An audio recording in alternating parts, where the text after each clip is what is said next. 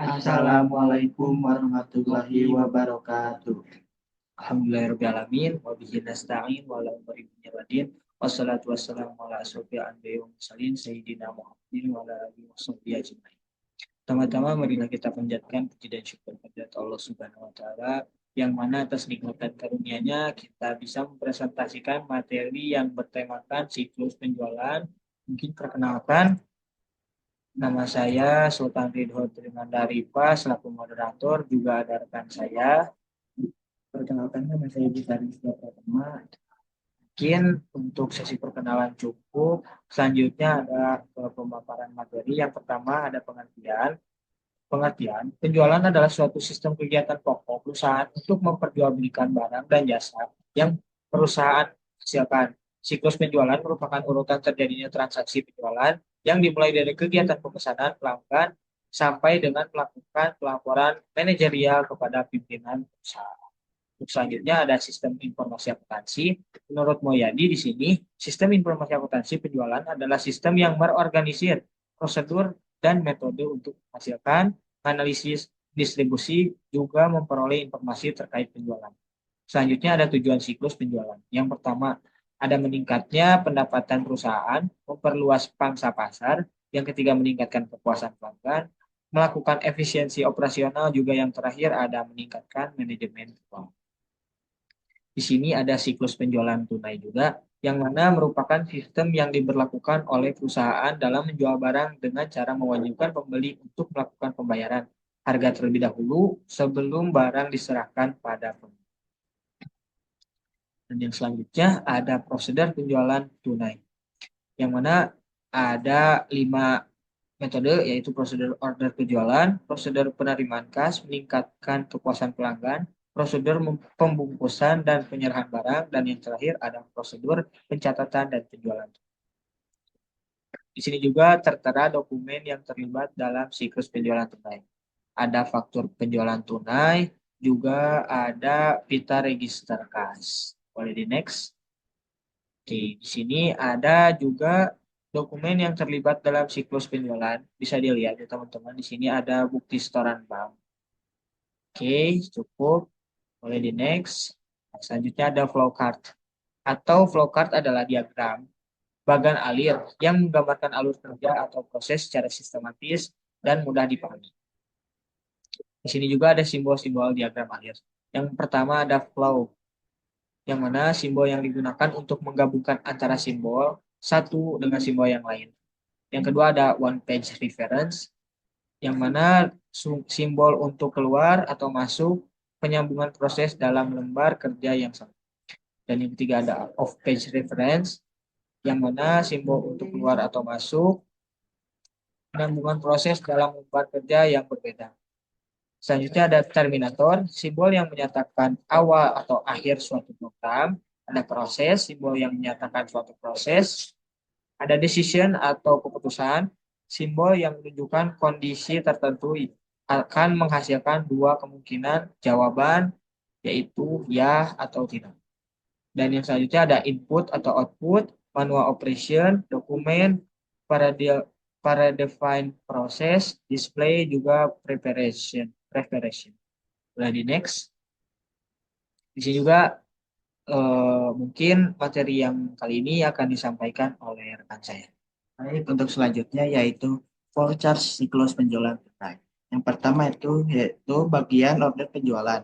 Yang pertama menerima order dari penjualan tersebut, dan selanjutnya yaitu mengisi faktur penjualan tunai, dan selanjutnya yaitu faktur penjualan tunai 3 rangkap, dan selanjutnya yaitu bagian kasa. Yang pertama itu faktur penjualan tunai, untuk selanjutnya yaitu menerima uang, dan selanjutnya membutuhkan cap daripada faktur penjualan tunai. Dan yang berikutnya yaitu faktur penjualan tunai rangkap 1 dan rangkap 2-nya yaitu pita kas. Dan untuk selanjutnya yaitu menyetorkan uang ke bank, dan selanjutnya yaitu menyetorkannya kembali ke bank.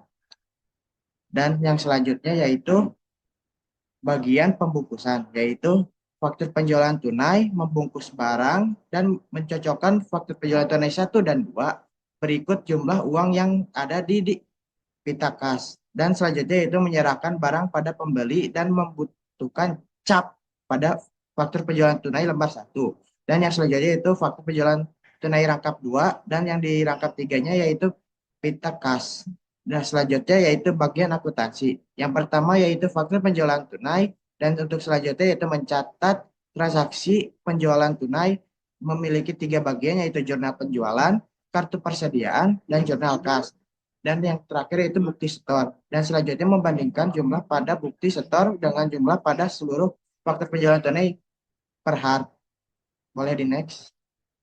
Terus yang selanjutnya yaitu prosedur penjualan kredit. Yang pertama yaitu prosedur order penjualan, yang kedua prosedur persetujuan kredit, yang ketiga prosedur pengiriman, yang keempat yaitu prosedur faktur atau penagihan, dan yang terakhir yaitu prosedur pencatatan akuntansi. Jadi next. Selanjutnya yaitu dokumentasi yang terlibat dalam siklus penjualan kredit. Ya, di sini kalian bisa melihat sendiri yaitu yang pertama itu faktur dokumentasi yang ada di gambar sini, dan yang kedua yaitu faktur penjualan. Boleh di next.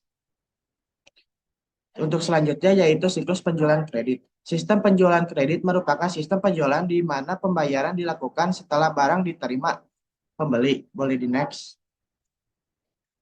Di sini yaitu selanjutnya flowchart siklus penjualan kredit. Yang pertama yaitu pesanan penjualan.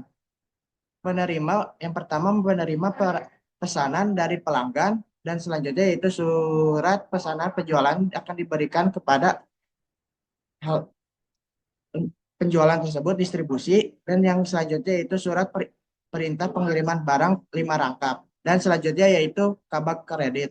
Yang pertama yaitu surat pesanan penjualan, dan selanjutnya itu memeriksa status kredit dan memberikan persetujuan kredit, dan selanjutnya yaitu gudang.